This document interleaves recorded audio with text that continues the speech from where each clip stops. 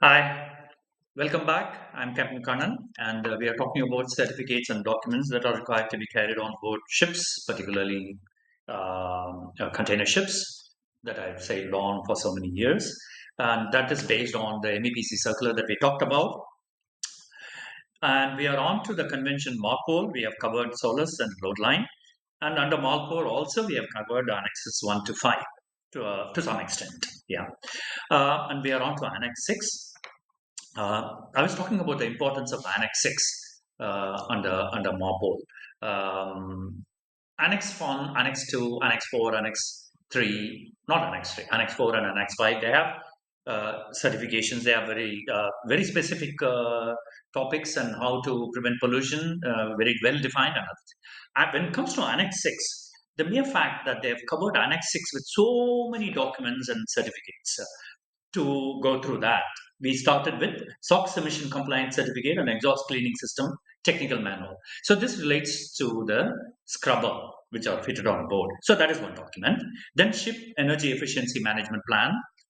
We will go through that in detail later on. That is one document. They're all to be approved by the flag state or the class society on behalf of the flag state. Then International Air Pollution Prevention Certificate, International Energy Efficiency Certificate. My talking about IMO being very clever relates to these two certificates, International Air Pollution Prevention and International Energy Efficiency Certificate. Within the within the ambit of only Annex 6, Annex 1 has got one certificate, Annex 2 has got one main certificate I'm talking about, not other documents and the other manuals. And the Annex 4 also has got one certificate, but Annex 6 has got two very specific certificates. Yeah. So we'll come to that in detail later on. So what else has got, what else this document, this MEPC says about the documents that are required to be carried? Statement of compliance for fuel oil consumption reporting, and operational carbon intensity rating. So this is another thing that all vessels have to comply. That's a recent regulations that has come into effect. So that is one statement of compliance. Then ozone depleting substances record book. Whether we have it, if we have it, then we will have to have a record book. Yeah. Then the logbook, electronic logbook of nitrogen oxide emissions. Yeah, we should have. Then fuel oil changeover procedure and logbook. Manufacturers operating manual for incinerators that I talked about. Bunker delivery note and representative sample to be maintained. EEDI technical file for the NOx, yeah, and then record book of engine parameters. Well, how many? 1, 2, 3, 4, 5, 6, 7, 8, 9, 10, 11, 12, 13, 14. 14 either documents or certificates that they are promulgated under MEPC for Annex 6 alone. So that shows the importance of Annex 6. Now we having covered Annex 6 initial parts. So what are they? We talked about NOx, SOx, and volatile organic compounds and incinerators. So let's be done with SOx emission, that certificate required for SOx emission control, and then what?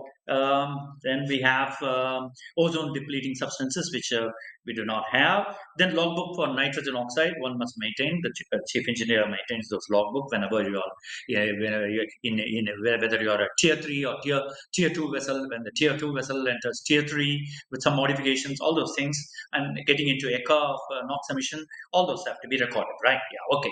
Fuel oil changeover procedure and logbook. Yeah, this changeover procedure is clearly the changeover procedure itself has to be there, and whenever we do the changeover, it has to be locked down clearly. Manufacturer's operating instruction of the incinerator that I talked about, bunker delivery note and representative sample, yeah. Then NOx technical file and record book of engine parameters. So all these things are under Marpol Annex 1 to 5.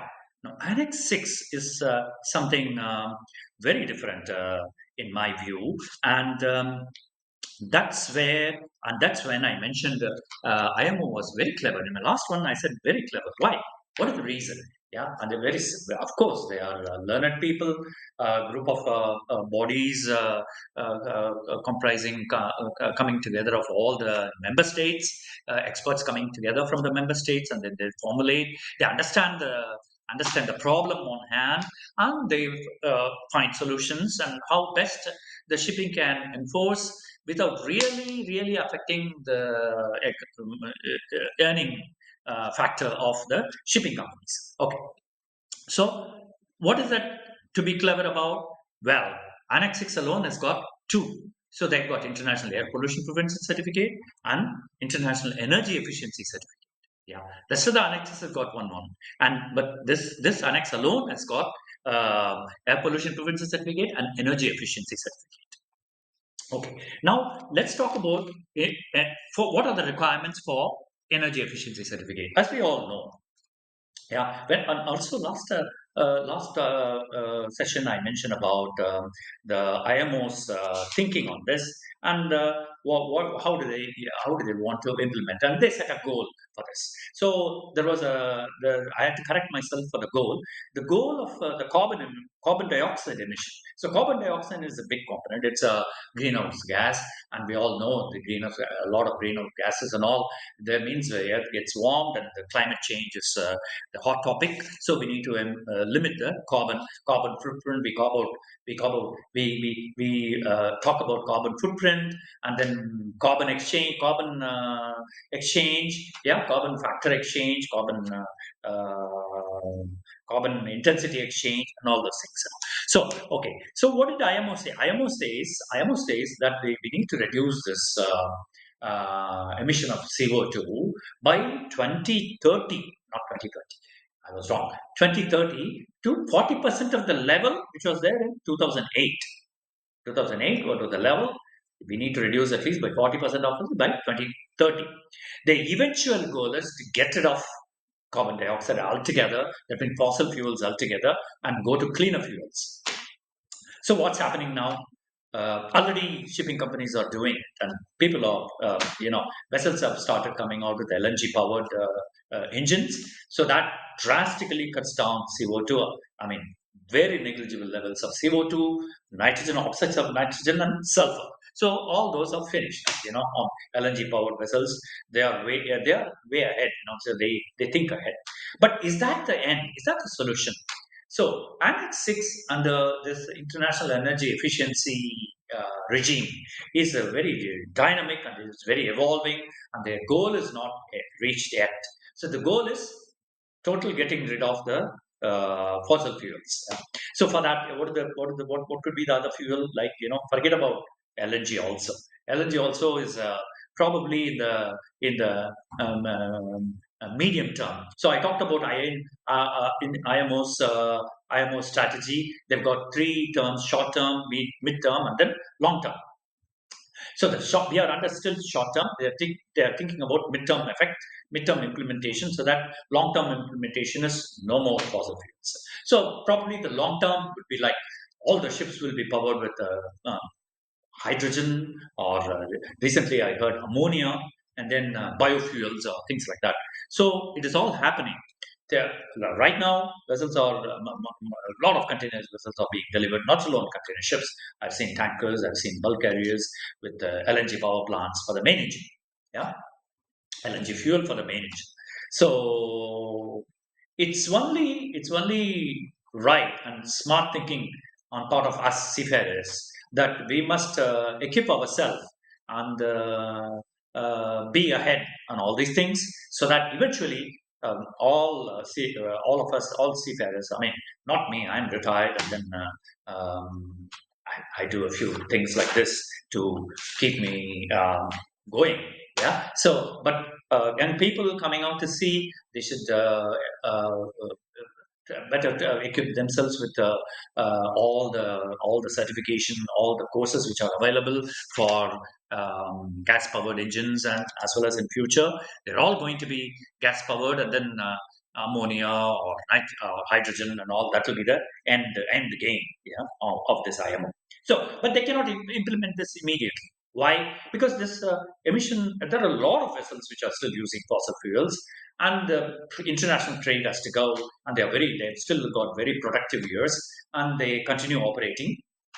Of course, they have to continue operating because rest of the ships or rest of the parts of the ships are still in good condition. Only thing is we need to bring in measures to limit this carbon dioxide in many ways. So that's where they were very clever. They brought in this regime of limit their goal of limiting carbon as per their strategy under a different topic altogether, and then they certified the ships with a separate identity called International Energy Efficiency Certificate, and there are a lot of documents associated with that. Ships. So what is happening with the old ships? The last time I talked about was one way of achieving the energy efficiency and to comply with.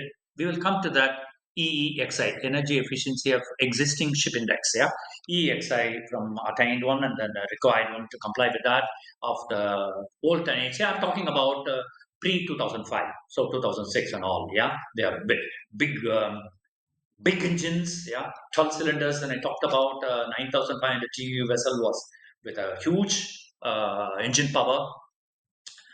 So the how to deal with that kind of ships, So they consume a lot of fuel. When they consume a lot of fuel, a lot of gas come out. CO2 is a huge component of it, and efficiency is reduced. So how to comply? How to bring these under this regime is like there are many technical ways, and then they started limiting the engine power. There is a component which is fixed on the engine side, on the fuel index side, limiters. So whether for a mechanical or electronic engine, and they achieved this EEXI for those vessels, and also they will have to comply with the same part 3, which I will talk about later on, where they call the carbon intensity indicator and all. So they also comply with the voyage planning, good weather routing service, and then voyage monitoring, just-in-time arrival, and then when they go for modifications or dry docking in the 5-yearly period, they modify the bulbous bow, give you a good coating of the vessel hull, clean the propellers, minimize the hull fouling happen. So all those things they also need to comply with. Now coming into this energy efficiency, yeah. So how did it start? It started with a very minimal way initially in 2011 or something like that. It came out with the energy efficiency design index. No, it came out with the same plan, the first basic plan. So it's got various components. It details how to save energy on board vessel by what measures that vessel can adopt to save energy, that particular vessel. And this is a plan approved by the company, and that we used to comply with. And then yeah, so we used to do the passage plan, taking into account the optimal routing of the weather routing service guides which are provided.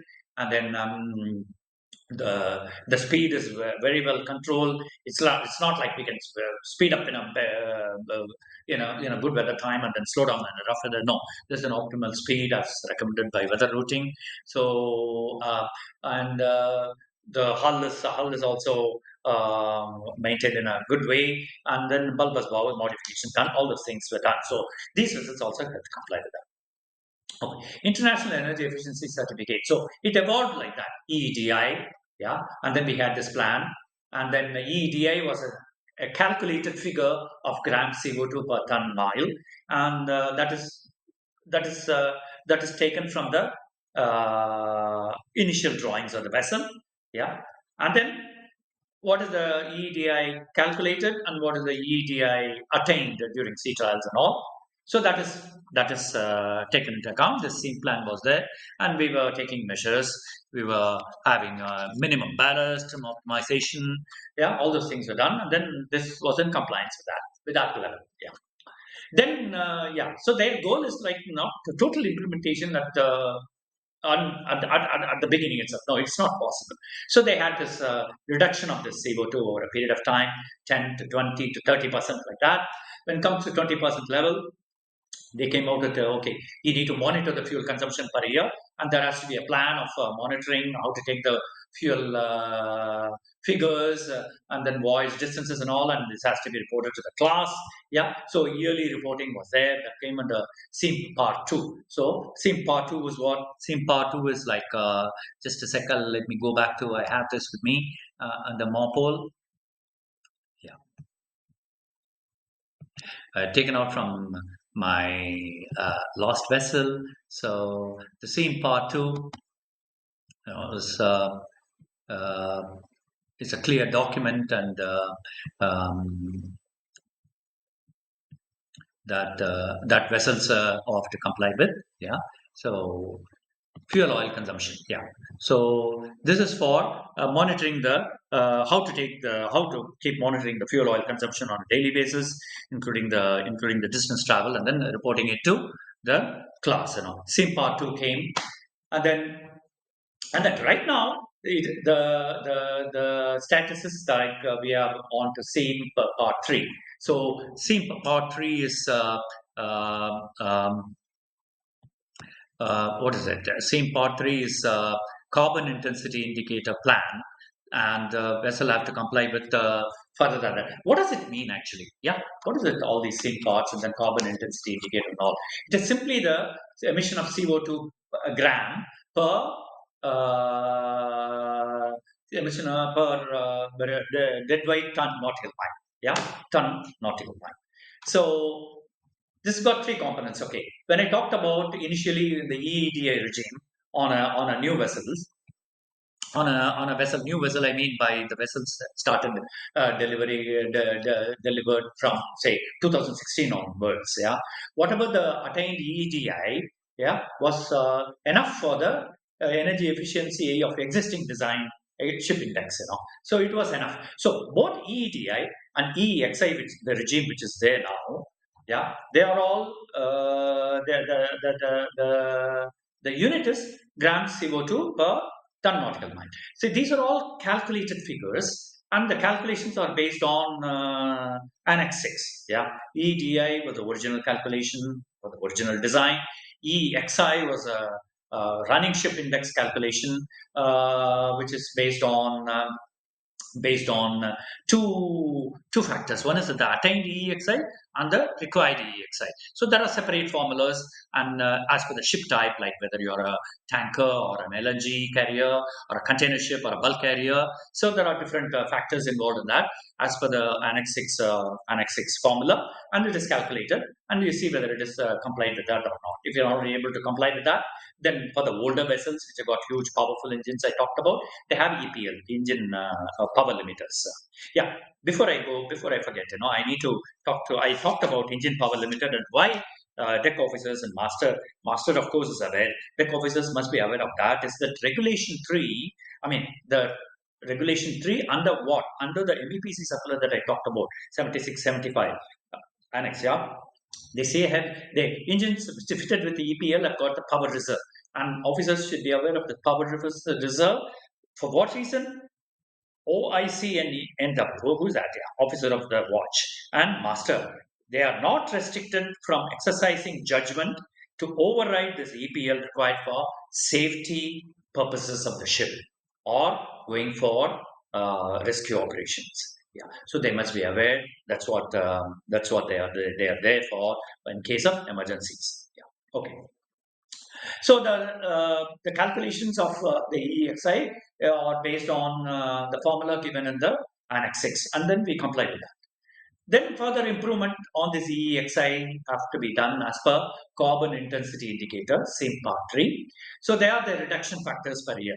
So CIA calculation, CIA amount is what? CIA amount is also the same, grams CO2 per nautical mile. But that is very dynamic. So we have started sending data, yearly data to class, and the statement of compliance is there for yearly reporting of 2020, 2019, 20, 21, 22. Based on that calculation, so the vessel's consumption is taken over a large period, and then CIS calculated on a reduction basis. So these are actual grams CO2 per nautical mile based on these data. Why these data? These data are great because from probably 2019 to 2022, shipping companies and implemented various other energy saving measures that like compulsory weather routing, yeah, and in the office monitoring of the vessel performance, vessel progress on a voyage, that vessel complies with the weather routing advice, as much as possible. Of course, overriding authority is there, but then for energy saving, that is the optimum route that is given, considering all the factors. Yeah, weather, currents, and everything else. Yeah, so that was there, and then ship going for refurbishing into dry docks and all. Um, uh, New technologies are brought in to further improve this carbon intensity rating. So that's a dynamic one, and that is the more that will be monitored. That came into effect in 2023. That will be monitored in the years 24 to current one, almost ending 25 and 26, and then it's a graduate reduction level. So, for example, to give you an idea of this on a vessel. Okay, new vessels they are complying with that because the technology was brought in, the engine was built to that size. Size is taken into account, and then see like for a lesser power of the engine, we are carrying a lot more TEUs, so that means to some extent that also complies with that. But then on a 2016 vessel, yeah, 2015, 16, 17 vessels, how is it? So EEDI with the calculator at that time was 8.3 grams per centimeter, sorry, per ton nautical mile. Yeah, and then I have some figures. I need to go back to the figures because I cannot remember these offhand, right? Okay, so in a 3-year time scale, so that 8.3 of that EEDI complies well with the EXI also. But then data collected the 3 years and submitted to the class, and then you have a statement of compliance of fuel oil reporting. Actual as per the actual nautical mile that covered, as per the actual cargo they carried, the weight of the vessel. So that's a huge important data. Based on that, CO2 per ton nautical mile was arrived at. That is carbon intensity indicator. So rating is also there. So that indicator value was much less. How much less it is? So the required EEDI of this 2016 vessel at that particular moment when it was delivered in 2016, I'm talking about 14K vessel, which I went for during that time. Yeah, it was 14.6 gram per ton nautical mile. Yeah, but that was the required one. But what is the attained one? At that time itself, it was 8.3. Now, after submitting this data, after running the vessel efficiently as per same plan which was there in effect, and then when this came into force, when Marpol implemented SEAM 3, and it is for compliance by all the vessels, yeah, SEAM 3. And what are they? What are the CIA factor that they are having? They are having the CIA factor of 5.5, almost 5.5 gram CO2 per ton nautical mile. Their actual ton and actual nautical mile covered. Yeah. Over the period, and this is average arrived at. Yeah. And then they have further extrapolated for the years 25, 26, 27, and all. And that has to be a gradual reduction. If you don't reduce, you implement energy measures to save that. Yeah. So that is why it's all important that us as navigators, we should monitor the vessel performance at all times. Yeah, and we should have an optimum setting of the autopilot for the weather as well as for the cargo weight on board, and we should set the engine parameter settings, RPM setting. It has to be those days and all full away is given 102 RPM, and that's it. You forget about the lever at all altogether. Yeah, now they're all electronic engine. They're all minutely adjusted. Yeah, between 76.8 RPM and 76.2 RPM. So probably weather routing advisor has given 76.4 RPM. So you need to be finely adjusted. It varies because of the weather condition. This RPM it cannot be a constant figure at all times at any point of time. So it depends on the load on the engine, which is subjected to the weather conditions. Yeah, right. So one need to be aware of that.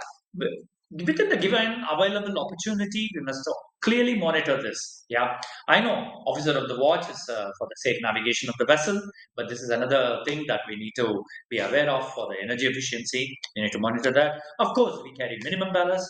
We do a trim optimization. We do a few other things. What are they? Let me run through that. What are they clearly? What are they? Yeah. So voyage planning, weather routing, yeah, hull cleaning, yeah, if there is any falling of the hull, propeller polishing, bulbous bow modifications, route monitoring by the office, yeah. So and then by the office for what? They coordinate with the agents, yeah. Agents say, hey, you arrive at good speed, and then afterwards, yeah, okay, you want to arrive and then put your number on in line and then drift. That's a different thing. There are a lot of congestion, then you need to optimize that also. The turnaround also is important.